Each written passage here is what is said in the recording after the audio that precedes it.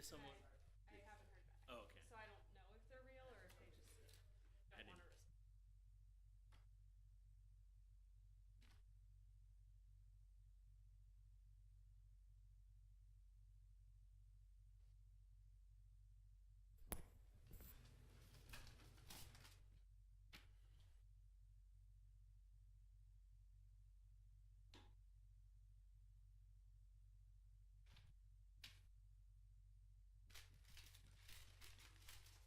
Oh, there's a new one.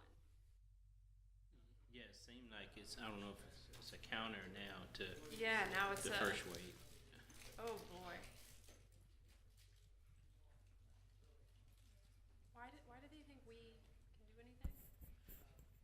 Yeah, I don't know how we got connected with this. So it looks like you're gonna start off the meeting, doesn't look like it's a lot of, public yet. I mean, I hadn't seen that in a long time, like when a person signed up. Yeah, no, it's a good thing. Yes.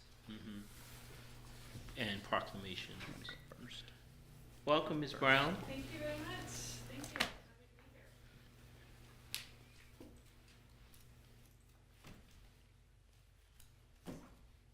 Oh, it's 4-1. Has anyone heard from Michael? Okay. I guess we can get started. I call the Charlottesville City Council meeting to order. The September 16, 2024 Charlottesville City Council come to order. Ms. Thomas, will you please call the roll? Yes. Councilor Oshrin, Here. Councilor Payne, Here. Councilor Vice Mayor Pinkston, Here. Councilor Snook, Here. Mayor Wade. Here. Thank you. Is there a motion to approve or amend the agenda? Move for approval of the agenda. Second. And second, can we vote?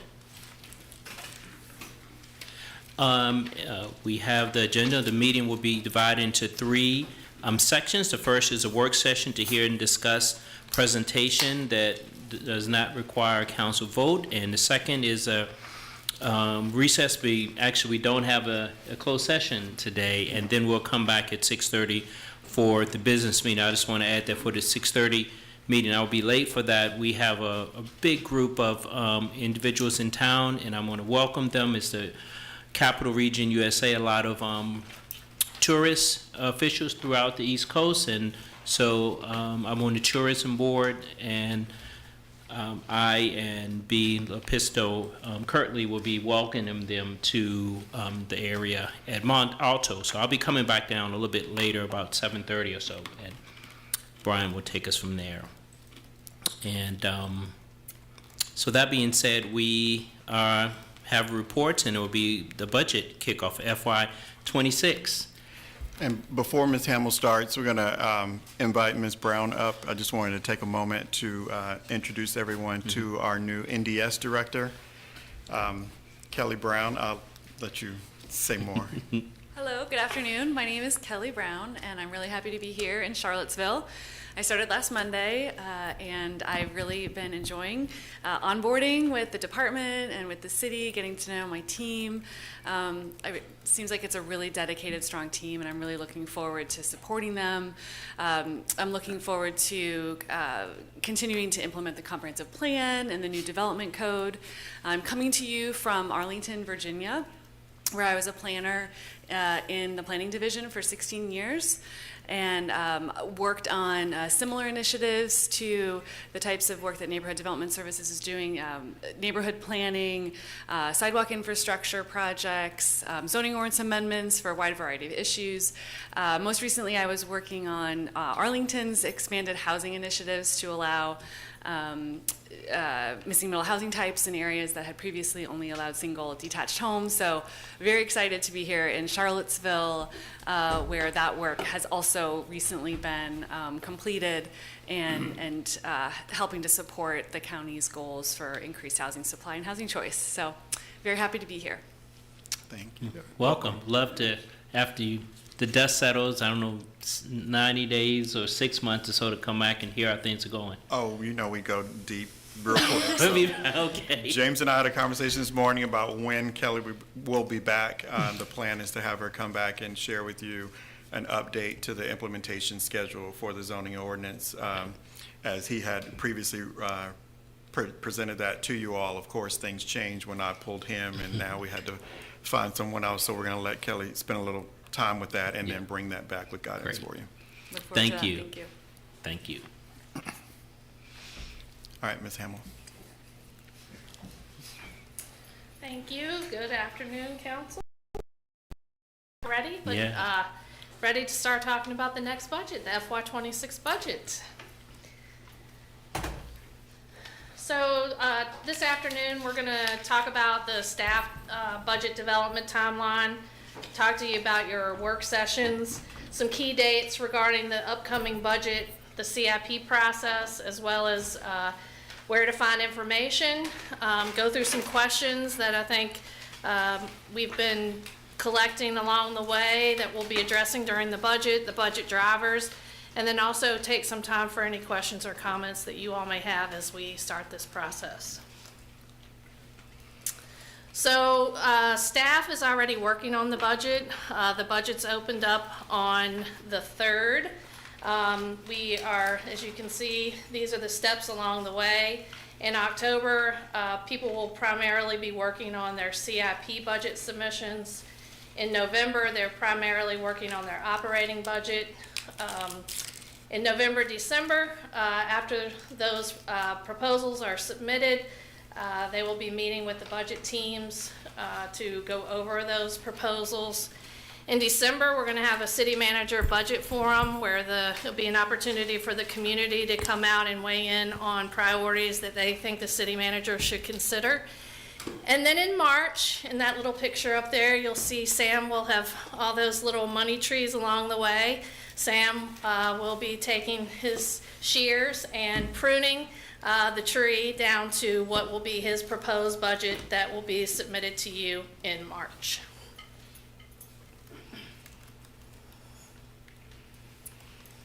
A couple dates in which City Council and the school board will meet together to discuss their budget priorities as well as their budget. December 19th, the time and location will be determined. And then also, again, in February. So the December meeting, the idea is there that we'll give council and the school board an opportunity to discuss priorities that the school board has for their upcoming budget. And then in February, that is when we normally meet, and they give you a preview of what they will be presenting as their proposed budget in March.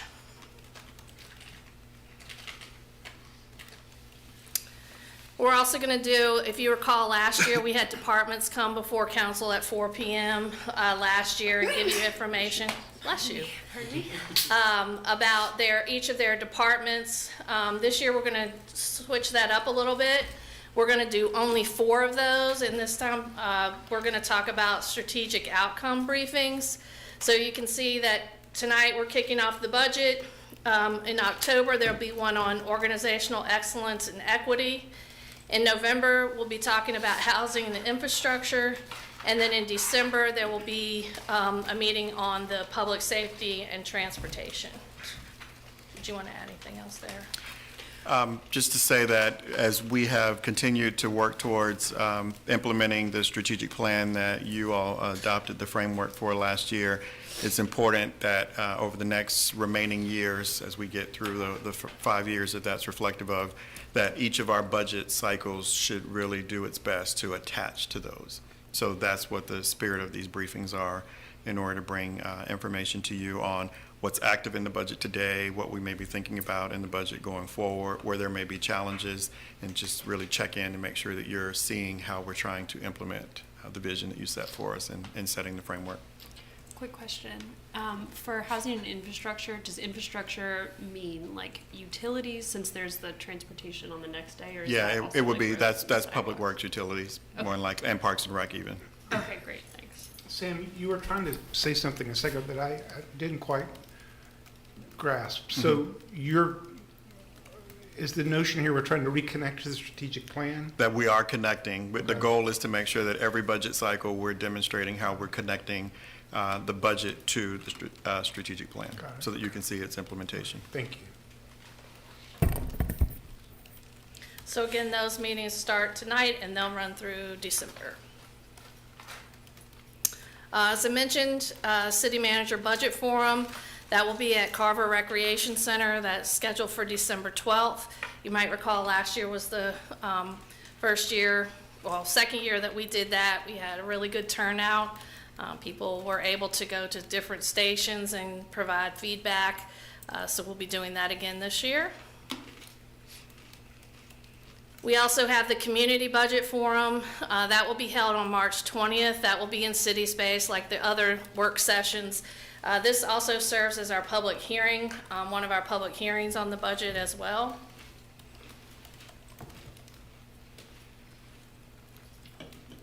And then we'll spend the month of March through our series of work sessions. So they will start on March 6th, which will be the Thursday after we will have presented the proposed budget to you on the 4th. We'll be talking about revenues and expenditures. The next week, we'll dig into the outside and nonprofit agencies. March 27th, we'll be talking about the CIP program, and then April 10th, we will wrap that up and talk about everything. And can you remind us, oh, never mind, there it is. So a couple key dates. January 30th, we have scheduled a work session with you all. That will be the date that we will like to talk about. We would like for you to commit at that point what, if any, increase in the tax rate you would like to advertise. That is not a decision date. That is just what would be the maximum. We can, as we've talked about many times, we can always go down from what we advertise, but we can't go up once we advertise. So that's January 30th. March 4th, we will have the proposed budget. The city manager will present his proposed budget, and the school boards will present their budget that night as well. That is sort of when the budget is handed over to you all, and you are able to work your magic to mold it into what will finally be the adopted budget. March 17th, we'll have the first tax rate public hearing. So that will be the date in which we will have a public hearing on what you have advertised, and you'll decide that on January 30th again. April 7th will be the second public hearing, and then finally we will have a second reading and formally adopt the budget on April 14th. That gives us only one day to be in compliance with the city charter. So we don't have much room in the schedule, but it was basically the way the calendar fell this year, so. And again, this is just a visual of what we just talked about. So we'll have a total of 5 budget work sessions, January 30th, March 6th, March 13th, March 27th, April 10th, 2 public hearings, 1 community budget forum, and then 1, we'll adopt the budget on April 14th.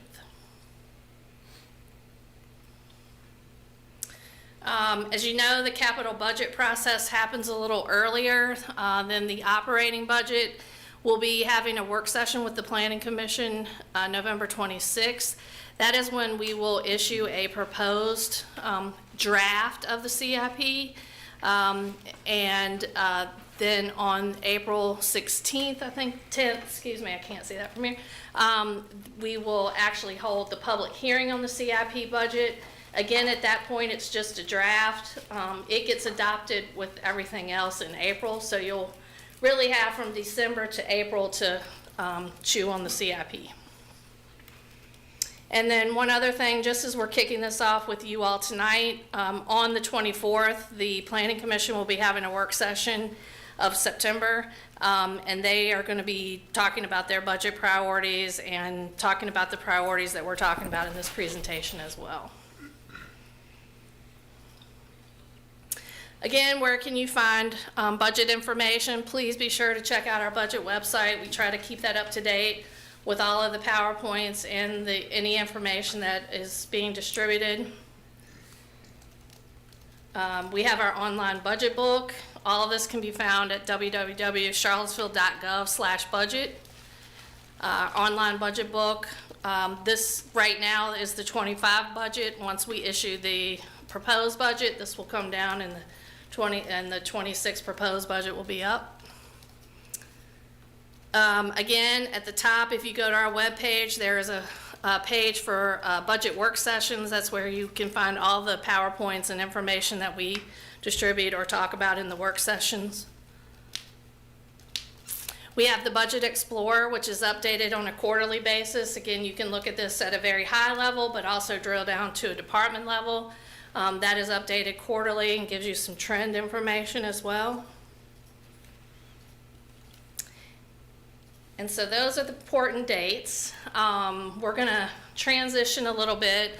I think through the course of several different meetings, we've heard several big ideas, big questions from you all that we intend to address in a more detailed way throughout the budget process. So we're going to talk about a couple of those questions that we've heard, give you all an opportunity to weigh in on those. One is, when will we talk about the impact of big decisions on our long-term financial health? We'll talk about that several times throughout the budget process. With the CIP, we'll talk about debt projections. We'll be bringing budget guidelines, budget policy, financial policies to you all to approve throughout the entire budget process. Also happy to take any notes or things that you want us to think about if you have any of those ideas, either tonight or at any point. Did you want to add anything there? Okay. The second one is, how might we provide annual support for large community events that are part of the city's quality of life? Some of the questions here is, do we set aside a pot of money? If so, how much?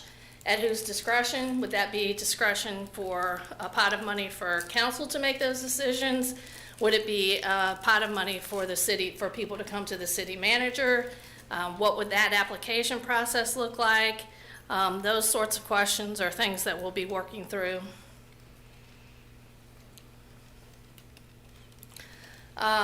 Finally, when might we see the financial benefits of the payment in lieu contributions from developers who did not integrate affordable housing units on site?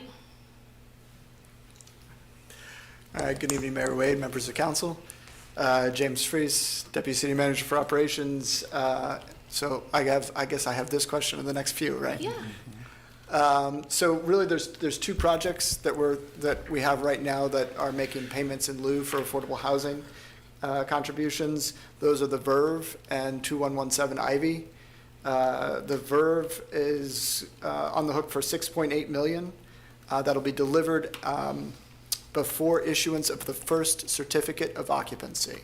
So this is after they've constructed and before they're able to occupy that first unit, they have to provide us with $6.8 million. So to understand where they are right now, they just on September 10th got their site plan approved by Planning Commission.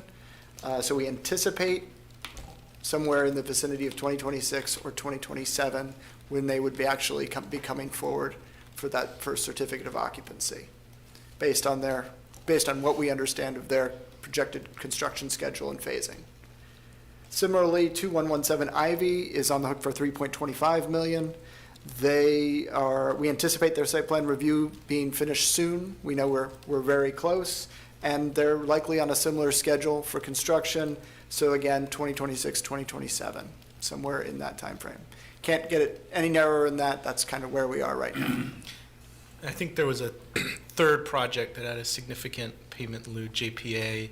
I'm guessing that's just not as far along as the Verve and Ivy Road in terms of like site plans. 2005 JPA? I believe, yes. Yeah, so that one, I apologize, I forgot about that one. They have gone through a change in ownership, so I don't know where they are in the process at this point. They are behind those other two, even though it was initially approved by council before then. They're behind them now. Okay. I can find out where they are. Ready? Yeah, I don't. Does the Safe Routes to Schools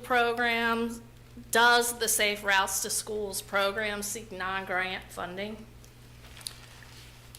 So just to level set where we are, Safe Routes to School program is currently funded through state grant from VDOT that we get basically every 2 years. We just received $183,842, and that goes into effect January 1st of 2025, and again, is good for a 2-year period of time. That covers most of the salary of our Safe Routes to School staff person, most of, but not all of. And then it covers materials that support the programmatic elements of that work. So things like bike helmets, bike parts, clothing for crossing guards, stuff like that.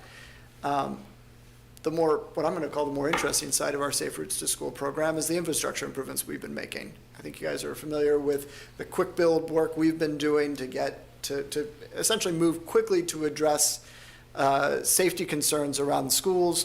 Those funds have been primarily coming from CARES Act, $500,000 to date. About half of that money has been spent on 80 to 100 projects per year, roughly $70,000 to $100,000 per year.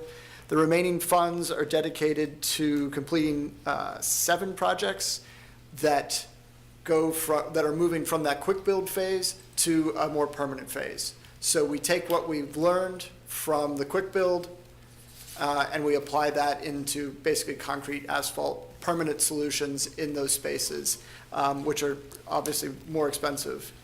And then it's also going towards upgrading flashing school zone signage throughout the city.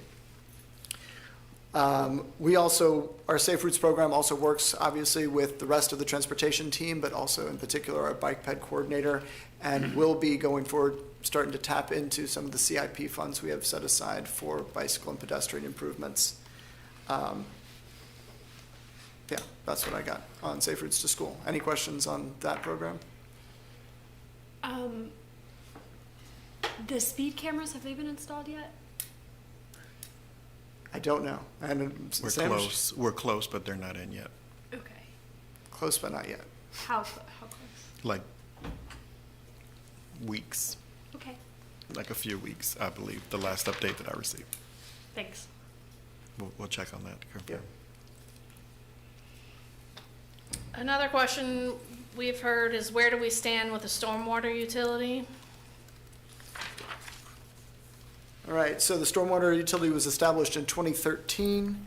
The fee that is associated with that was last discussed with you all at the utility rate setting meeting this past spring.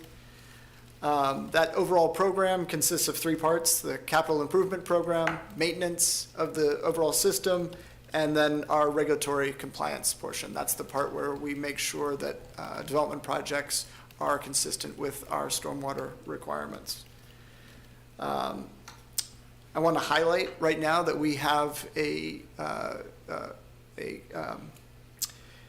celebration of a recently completed project coming up. The Shanks Branch restoration project over in the Botanical Gardens off of Melbourne. There'll be a celebration of the completion of that project on September 24th at 10:30 a.m. So if that's something y'all will be interested in. It's a great example of where those funds go, the type of project those funds go to. And would any conversation we have about like floodplain regulations, in addition to just like general policies to better deal with increased, extreme rain events, would that basically fall within conversations of the stormwater utility, or those would be separate public works more broadly? Floodplain right now is being development regulations associated with our floodplain ordinance is part of the zoning ordinance and currently being administered out of neighborhood development services. So I'd say where those conversations might happen, back in March, we talked about a future project being another look at our overall environmental regulatory program, right? We need to look at our stormwater program. We need to look at our floodplain program. We need to look at tree preservation. Across the board, we have a number of environmental programs that are due for a look again that we weren't able to do within the CEVO Plans Together process. That's the venue where I would anticipate having that conversation. Yeah, I just know, I think a long time ago at this point, I think the presentation was from Public Works about the state of our regulations and the deficiencies compared to like national averages. Absolutely, and that at that time, Public Works was the entity administering the floodplain program. Okay, Yep, thank you. absolutely.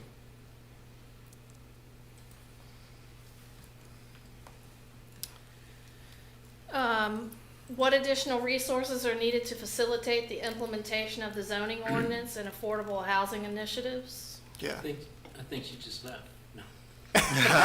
yeah, right. Just one, But- just one. But that does kind of highlight one of Sam referenced a minute ago, the update that Ms. Brown will be bringing back to us, bringing back to you on where we stand on the projects we identified at that meeting back in March. Those are all implementation projects coming out of the CVille Plans Together process that support implementation of both the zoning ordinance and the affordable housing initiatives. I'd say the other thing is we're about 8 months into implementation of the new zoning ordinance. I think there's been a lot of lessons learned already around kind of what that looks like on a day-to-day basis with a variety of different projects that are coming in through the door. So so over the next couple of months, I'll be talking with NDS and OCS about what resources do we need, if any, to support both those projects that we've discussed in the past that would move us towards implementation of the zoning ordinance, the comprehensive plan, and the affordable housing plan. And also, do we need any additional support for the ongoing implementation of both of those programs? Affordable housing, particularly in the monitoring and compliance side of things, and the zoning ordinance in terms of project review and enforcement. So we're going to be having those conversations over the next couple of months. And then, I lost my other thought on that. Oh, and then Ms. Brown will be coming back to have that, share with you kind of a schedule looking ahead for those other projects. So with those ideas in mind, we also are taking a look at the anticipated drivers for the budget. We have primarily listed those, or preliminarily listed those here. Transportation, collective bargaining, homeless intervention, affordable housing, city schools. As you know, city schools will be beginning their collective bargaining process this year, and they also have capital needs that they will be requesting as well. Couple honorable mentions here. We will be getting our real estate assessments in January. As you know, that is our biggest revenue source. We are not anticipating big numbers like we have seen. We'll see. That's what our crystal ball is telling us right now. It's still early. Additionally, the ARP and the one-time federal funding pots that we've had, they're almost all going away. There aren't new ones in the pipeline. And then also, as you know, we are anticipating that FY24 will end with a surplus. The finance director, Mr. Cullinan, will be coming to you in November, December to give you those exact numbers. We projected for you what we think our revenue numbers were going to look like in terms of a surplus. You know, we've talked about vacancy savings that we know are generating a surplus that we took steps in the 25 budget to address. We still have some work to do there, which we'll be addressing in the 26 budget as well. So all of these things, we have a lot of work before us to get things in the pipeline and get things balanced. And did you want to add any more there? Yeah, let me just add, in this section, I mean, this is probably the most important slide when you look at what it is that we are right now spending our time. I'll say what I'm spending my time thinking about. She's trying to make other numbers come together first before we start settling on what goes where. But you recall at the end of the budget cycle, or the last conversation that I recall us having about alternative fuels, I felt convinced and compelled to say to you that transportation would be the top priority for this new budget year. I just left a meeting with Mr. Freeze, who confirmed in that conversation, there's some big stuff in transportation that needs to be considered. So I think that's going to pretty much hold true with what we have to identify and ability to address. We have our own collective bargaining continuing. The Teamsters contract is going to be the largest bargaining unit of the 4 we will have as of FY '26. So that's going to come at a nice cost for us to absorb, along with what we're going to be able to anticipate by the schools sharing with us what their numbers are going to look like. Homeless intervention is what you know that I've been talking about for a year now. I'll be presenting to you and the public next month, the second meeting of next month, some recommendations in regards to how we think we can make some inroads in that space as we continue to do the ongoing work. But one of the things that I've repeated over and over is that it doesn't come cheap and it's not one time. It's the kind of thing that you make a commitment that we invest, and we have to continue to make a substantial investment if we're going to manage the concerns that arise out of people facing issues of being unhoused. And then affordable housing, just because it is one of our top priorities, we have spent a great deal of time and great deal of resources in that space, and a goal is to balance that among all the many other things. And I think it's just important for us to not lose sight, which is why we're kicking off the budget cycle now. We're a little bit ahead. I said to Chrissy that I wanted to kick off early because I need you thinking about it, because we're thinking about it. And we're starting early because we have to.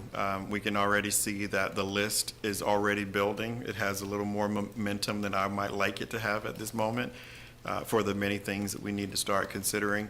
And as we start talking to you, to the Planning Commission, to schools, we anticipate that we're going to hear more. We know that when we talk to our team, they're going to give us reasons to go in different directions. So it's important for us to try to figure out how to balance all of that. And to do so in a way that, if at all possible, it is my desire to bring to you a balanced budget that does not require a tax increase. I'll say that up front, that I never start there.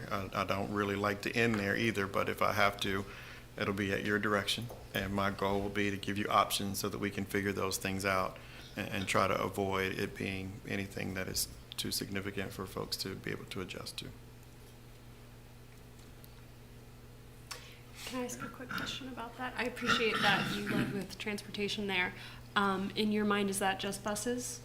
I mean, that's where the big part of it, but it wouldn't be that exclusively. Know that we're going to have an ADA transition plan that's going to identify a number of things that need to be prioritized that touch multimodal transportation and other things. We also know that we have our sidewalk priorities that are separate and apart from that list even, that we need to balance. How do we begin tackling that and sustained contributions towards being able to retire that list? I mean, there's a lot of different things that could go into that space. So I think that's part of why it was important for me in that priority section, was to hear what I could hear from you early. Let's start talking about it, but to basically say to you, help us understand what more you're interested in and how specific are you looking at going in some of these places so that we can start digging into that. Bike lanes. I know. Yes. Thank you. Yes. We'll have to figure out exactly how to bring something to you to show where we are on that, because we're having a lot of different conversations. Okay, thank you. For ARPA and CARES Act money, when again will we get the update on how much money is unallocated, and then start the conversation about how it will be allocated? Sure. So the finance director at my request has completed his audit, sat down with both he and Deputy Ratliff to look at the results of that work, to see what funds we have. There's some additional effort that's happening while I'm reviewing that. Chris is actually making contact with various staff who have awards of funds to them to see how they're making progress on the projects that are funded. The goal is to identify whatever is not going to actually be expended, to pull it back, and to do so within the month of October. That's what I have set as my deadline, so then I will be able to come back to you and demonstrate to you how we could reuse those funds.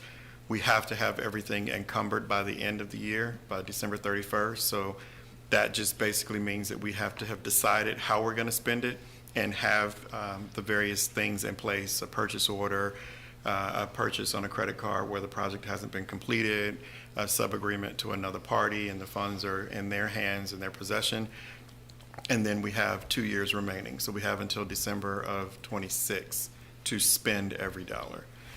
Once we pass December 31st of this year, we can't change what we use it on. So we have to know exactly what we're going to use the money on by December 31st. with as much detail as possible, and we won't be creative after that point. So that's part of what I'll be coming back to you, because we'll have to reallocate any funds that haven't been allocated or have been allocated for a different purpose, and to change that purpose. And I guess with transportation, one thing I'd be curious about, I mean, whether we could fund it or not, I don't know, but to know the number of, like, what the assessment is of, given the number of existing buses and capacity of CAT, like, how many drivers could be hired to expand the service as much as possible under their current capacity? And just to at least know that number and kind of work from there. Yeah, and I'll say we're working in that space. I think part of the conversation today is with the decision that has been made to convert the fleet. Converting the fleet isn't accommodated by the site that we have today. There's changes that have to occur at the Avon Yard, and we have to begin to prepare for those changes just to make that possible. Once we start getting to a full fleet of more buses that are battery electric to support, and or where hydrogen plays into that, there might be a need for us to acquire additional property and then preparing that site. So those are the conversations that we're having today. We're digging into that kind of stuff right now, because ideally we've got to spread that out. That's going to have to be spread out as phased work over years in order for us to have investments in the facility happening as we're bringing on bus inventory and drivers to go along with that, because we can't just buy buses. We have to get drivers to go along with that. And I know as well, at a certain point, you have to start thinking about additional maintenance staff as well. That- For sure, yeah. Yeah. Yeah, thank you for this, and I appreciate, the way you've laid this out, and basically give us a preview of the things that we'll really need to focus on and what you think the pinch points will be. I know that every year when we roll into actually squeezing out the nickels that we need to do this, we sometimes look in far afield. Last time we got creative with a personal property tax, which I wish we had done that in years before. I'm not suggesting a number, but I guess what I am suggesting is that we be open-minded and flexible in terms of the sorts of revenue that we pursue. I know that we spoke about during the middle of the last budget season, what might be an option in terms of trash pickup, and the cost of that, whether if we're subsidizing things, but let's at least be thoughtful about and own up to what we're subsidizing versus not. Another thing that comes to mind is Airbnb, and are we getting, is that a revenue source? Not only is it a revenue source that we're not taking advantage of, but are we being thoughtful in our approach to homestays so that people don't feel like they're being invaded on the weekends, by out-of-town guests? So I just I know those are, I'm sure those are on everyone's list at some level, but I'm just wanting to kind of bump them up to the top for people to think about as we go back into this, because I know that they will come up. Those topics will come up again. Sure. Let me just say that short-term rentals will definitely be on the list that Kelly will come back and reorient you to what we think the schedule is going to be. I don't believe that we have any recommendation on interim changes at this point. It is to look at the issue for the issue globally. Let's just address it. So that will be later, and I would not imagine that it would have any impact on this budget. If I had to just kind of look into the crystal ball and talk about what could be. We do owe you a response to the inquiry that was made during the budget cycle in regards to parking fees and trash. We put that as a list of analysis work to do, and before we get through the end of this year, you will hear those results and be able to have that information to take into consideration. one, we need you to be able to tell us if you wanted to make a change of any kind, because then we get to factor that in as we're making the nuts and bolts of all of this come together. So there is those two things that we will definitely be bringing back to you.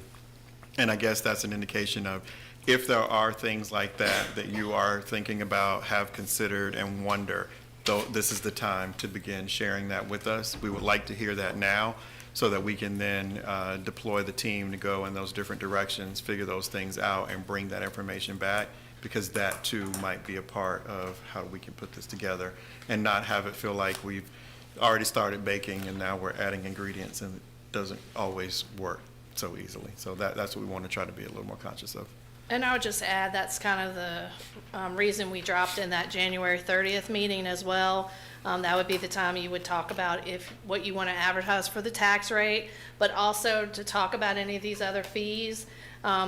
We are trying to be very intentional so that we're not, picking from here and there, but to try to give you a more comprehensive picture.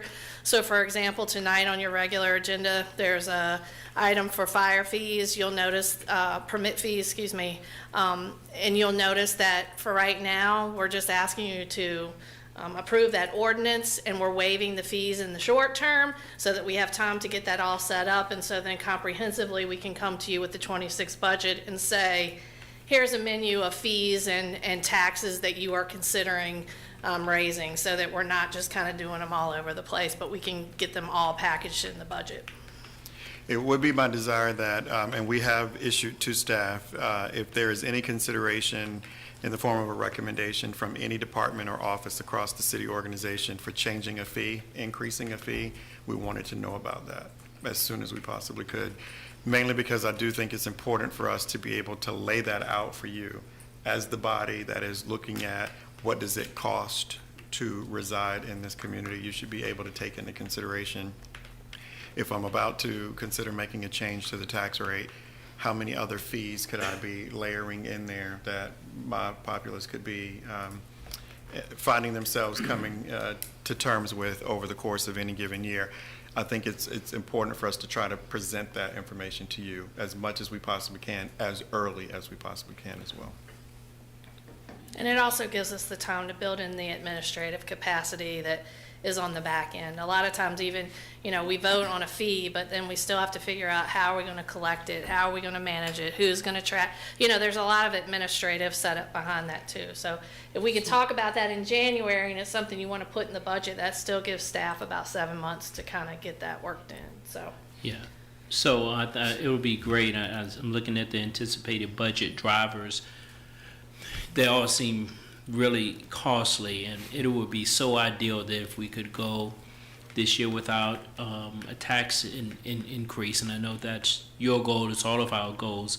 And I know, Chris, you explain this to us each time, but can you just give us a quick rundown of how is it that we have surpluses? I know we do as best we can to anticipate. Sure. And, No, it's a very fair question. So, I think if you go back and look at our surpluses over the last few years, particularly since COVID is really what I'm referring to here, largely it's just an uncertain time. So a lot of our top driving revenues are consumer driven. It was hard to predict consumer behavior. A lot of times when we're working on the budget, when we are projecting out what we think the budget might look like, we're doing that, 12 to 18 months ahead of time. And so the last few years, our revenues have performed better than we expected. Largely the one that is the hardest to sort of tie down is our real estate assessment. In particular, the last few years, we've had double-digit % increases on those real estate assessments.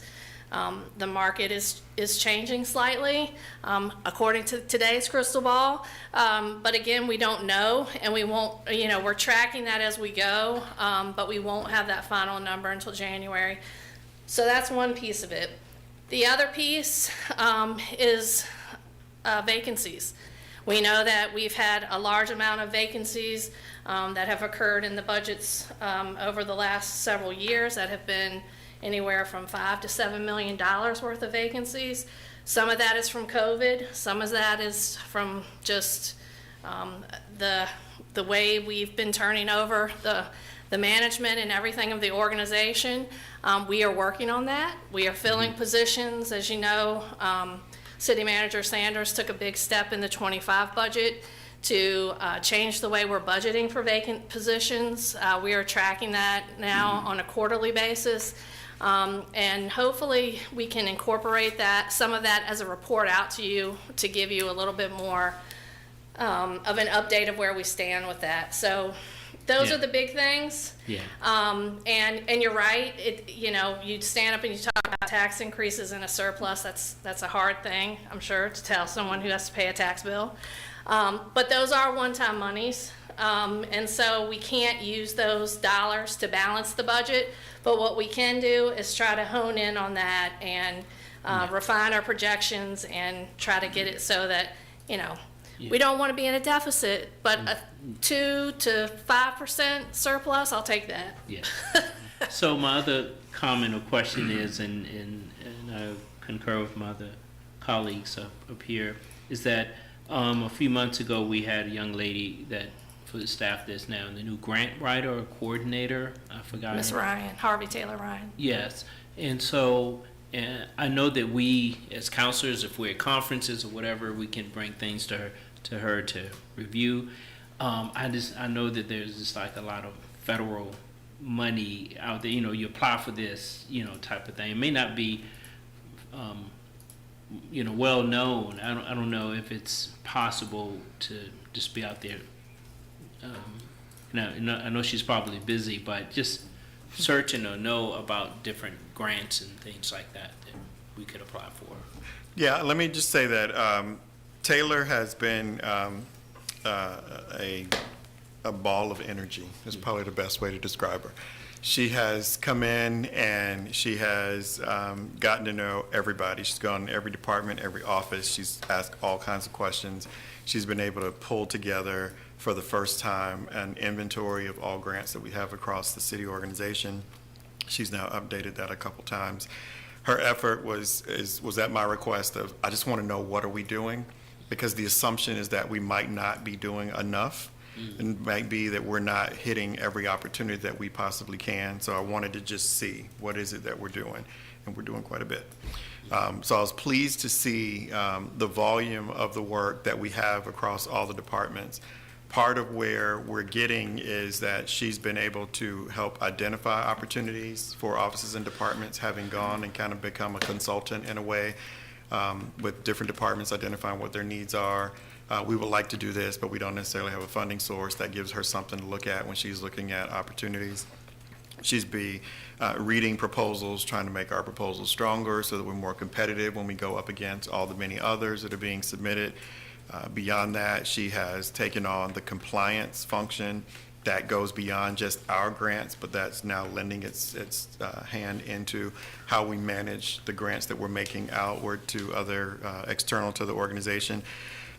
We are going after everything that we can at this moment with the capacity that we have.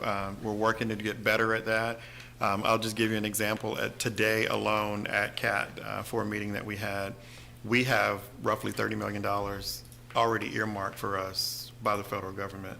And it's all aimed at the work that we're talking about needing to invest in. That reduces dramatically what it would cost us just to fix the site to accommodate what we have adopted as our strategy for electrifying the bus fleet. That came through our relationships with the state that then feed our relationships with the federal government. There are more of those moments that we can do, and I think that's what we're seeing out of this. And being able to have all of that information in one place has just made it positive for me to just see that, okay, what else can we do? What more can we do? Everybody around me now knows I'm always asking questions. That's what I like to do. So I'm pushing through, have we checked on this? Did we look at this? What other ways do we have to guarantee that we're doing this? And I would say that we're doing a really good job globally for bringing in a lot of other people's money, which is always what you want to do, spend other people's money before you have to spend your own. And then the goal would be to reduce how much we have to lean on our tax base. That's good to hear. Yes, she's She's working hard. I And didn't would doubt just- that. Yeah. I'm sorry. I would just add to your, surplus comment as well. If you look around the state, from the state and other localities, everybody's kind of been experiencing a very similar situation. So not to excuse it, but just to say we're in company Yeah. with others. But we are working on that, and we do recognize that that's not a great story, so. Yeah, and, as you said, I just needed to remind is when we're in the grocery stores in the streets and people hear, it's like they hear about a surplus, and it's like, but I just needed that refresher on what factors go into it, so thank you. And I may ask again. It's not- Please do. I just Please might forget, do. so. It's a Yes. heavy conversation Yeah. point, I admit. I mean, Chrissy has heard me talk about it a lot, that, and I said that as a part of my presentation for the budget this year, was that if we're going the route that a tax increase is necessary, before I can consciously bring to you what I would recommend, we're going to cut first. And that's what we did in making the changes to how we fund these vacant positions. It was necessary. We didn't have all the work done, but it was a risk that I chose to take in saying that it might reduce the actual number of people we can bring on board when it's all said and done. But I'm willing to take that cut just so that we wouldn't have to push those numbers any higher than they were at the time. I'm committed to making sure that we look at it that way again going into this season. And we very well may have to make a change that resembles what that feels like. And that's just more work on our part to figure out how to make it work. But I think we can figure that out. For the, are you going to say something? Go ahead. For the Teamsters, is the full cost of that going to be incorporated into this next budget, or is it more planning for anticipation of what the full cost would be? I'm not sure the timeline of when like the cost increases would hit, or if they are already like a bargaining unit. Sure, that's a good question. So the negotiating team with the Teamsters, which Chrissy is a part of, will start the financial negotiations in October, so right around the corner. It really sort of depends on how those negotiations go. Many of us, like myself, are kind of eternally optimistic that they'll go really smoothly and we'll have it all figured out by the end of the calendar year. I forget exactly when the drop deadline date is for having to declare impasse and go to mediation. I think that's in January. It is. So the timing of the collective bargaining ordinance and how it requires us to agree to financials before we have enough financial information to really do that is very awkward, but the team is kind of well situated with that information to do the best job they can going into the fall and into the early stages of winter to try to figure that out. So we'll get that information the best we can developing the budget, but there are some timing constraints there. But we're looking for kind of the beginning of the calendar year to hopefully be in a good place with it. Thank you. And we're planning they'll be included in the 26 budget. And at some point, we'll get the customary update on how we've spent the past current surplus. So that will happen in November, December timeframe, once the audit is finished. Got it. Mr. Cullinan will come before you with that info. Thank you. Could I ask, what may be a sort of a sore subject from years past? Uh-oh. Are we expecting any different changes to the VCF process this year? Every year we have a change, either VCF or home or whatever. Where are we?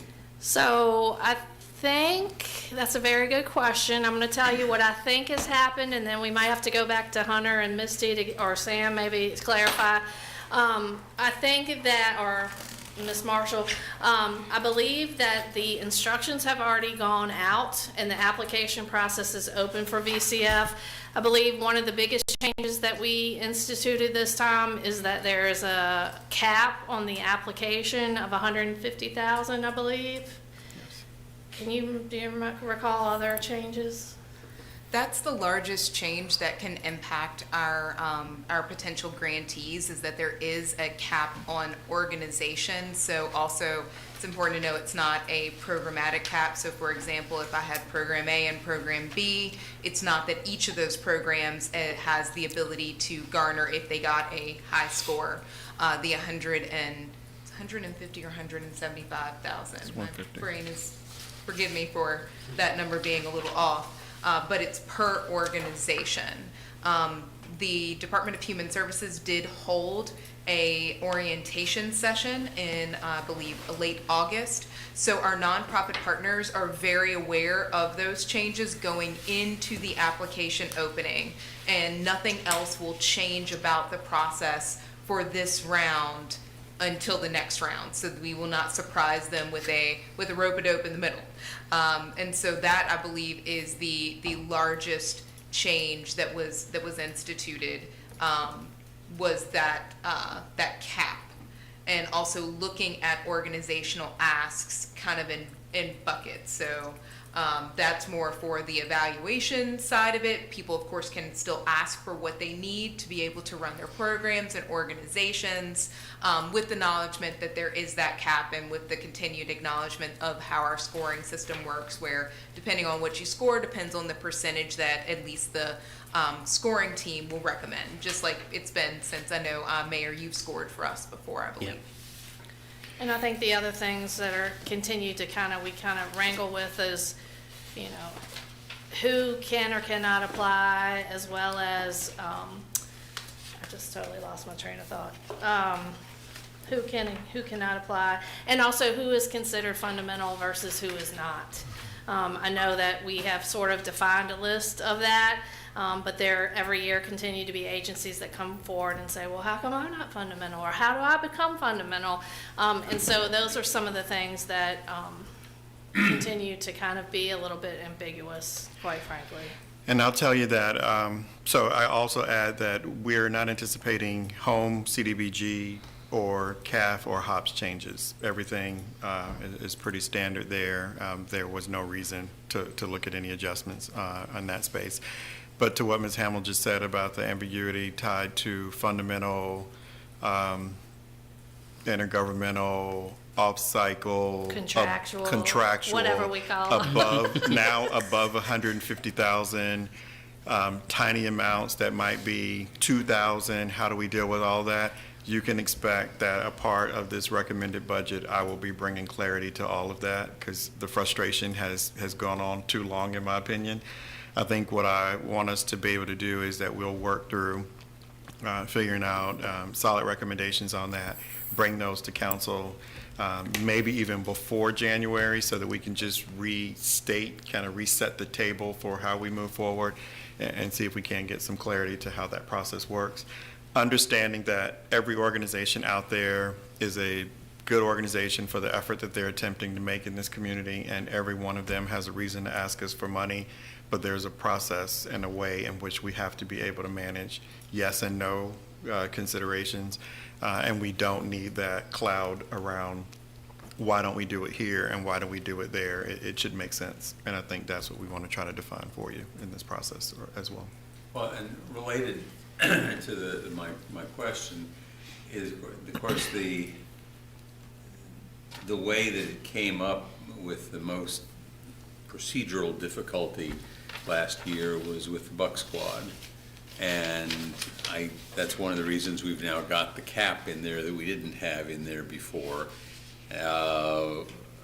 Has there been any further discussion of sort of how violence prevention efforts in general are going to be handled? Is it going to be handled through some, a line item in the budget someplace as opposed to a VCF kind of a thing? That clarity isn't there yet. I think that's what I'm wrangling with on how to go about doing it. We have a line item, a gun violence fund that Mr. Rogers asked for when he was here. It's $200,000, and that so far has been used to spread amongst a few different organizations at the same time. Sports organizations, right. For example. Things for kids to do to avoid doing the things that we're concerned about. I should point out that the Youth Football League won both of their games this weekend. So Great, very good. Good things are happening. And in that moment, that was a seed to them getting restarted that they then could build on. So I think there'll always be a desire for us to find ways that we can help bring something else to the table and not necessarily become that sole reliance of how it gets done.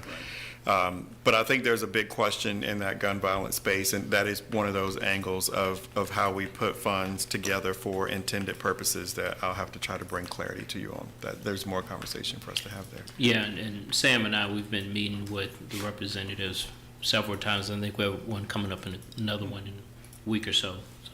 And a variety of groups to go along with that. Yeah.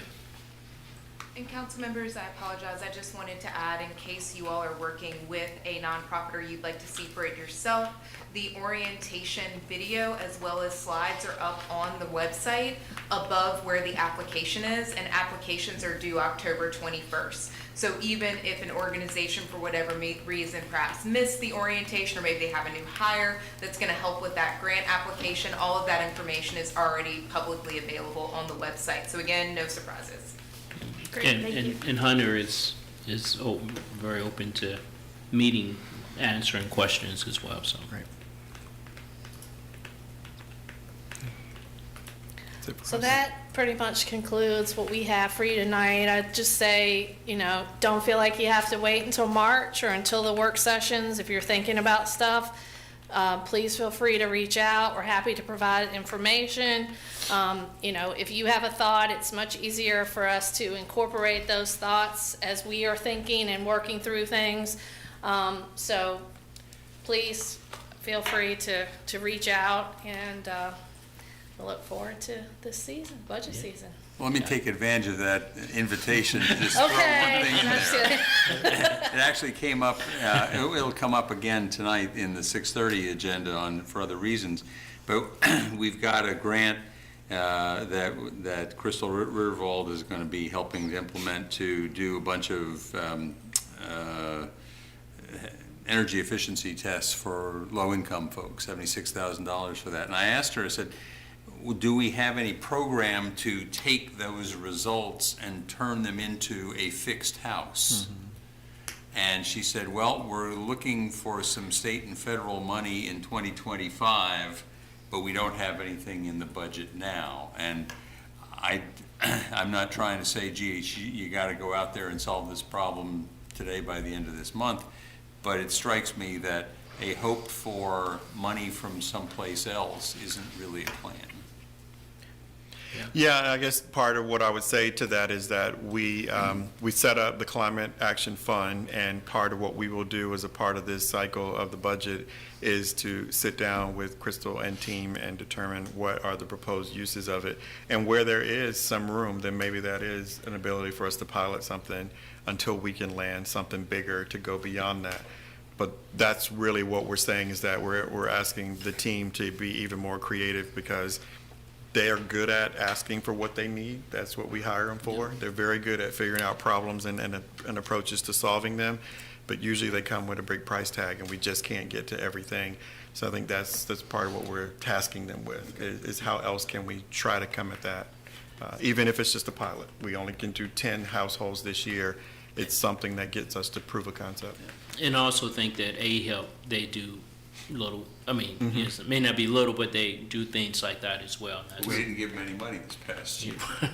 I think they got money. They got money, they just didn't get extra. There was an additional ask. administrative or operating or something Right. like that, so, but, yeah. Anyway, So, so now I don't have to send you an email. Very good. We'll take note of that as a. So as I have a an idea. couple things I feel like we have to follow up on. Let me just make sure. We're gonna summarize the VCF changes for you. We'll follow up on this grant, on this home energy thing. I think that's it, other than just sort of the normal things we discussed that we'll be talking about in the budget. Did I miss anything else we need to bring back? this is just something, if you could email me just a sheet with all of the dates on it. I think I have it, but I just want to make sure. I actually haven't sent it out yet because we were waiting to confirm a date or two, or is that? We're done. You're We're good. done? Yep. Okay, I will send it to all of you. It will also be up on the website by tomorrow on the budget webpage as well. And I think Ms. Thomas has already put it on, most of them on the calendar, so you should have invites on your calendar. Once I get the updated one, I'll add those other dates. Okay.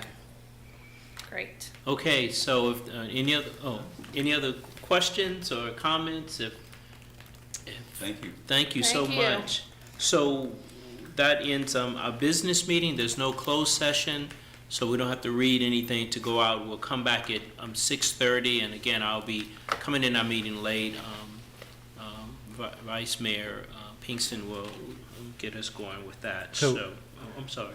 Sorry, what's the timeline for when you'll be, are you leaving the meeting or coming back late? It's Mont Alto, so it's only one way up, so I can't go up to 6:35, and then it's opening at 7, so I imagine 7:30. You'll be back. Okay. Yeah, so Okay, hopefully yeah, yeah. between 7:30, 7:40. Okay. We might be here. Might be going, I know, hey, yeah, yes. Yeah, I was wondering if we should move any items, because I think we have one that requires a vote, but it sounds like maybe we'll figure it out. It should be Yeah. fun. Okay, so That's that's, a good, that's a good point. I mean, so the consent agenda shouldn't take long. The one item that we do have that is of any significance really is well, we've got the hearing for the CDBG, the $25,000, but really it's the forgivable loan I'm sorry. Yeah, Carlton is the big item. Yeah, we'll need 4 out of 5, so I guess if you're not here, we'll yeah, get 4 out of 4. yes, Yeah, you should be fine as long as no one else disappears. yeah. Okay, thank you all so much. See you back at 6:30.